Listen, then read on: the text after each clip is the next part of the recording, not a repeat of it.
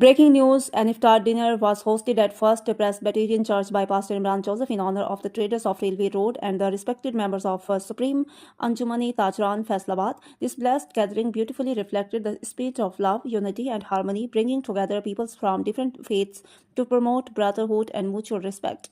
A large number of traders participated in the event under the leadership of Aslam Bhali and Aftab Bhatt, appreciating this thoughtful initiative. It also noteworthy that this year the fasting period of the Christian community and Muslim brothers is being observed simultaneously, symbolizing a remarkable example of interfaith harmony.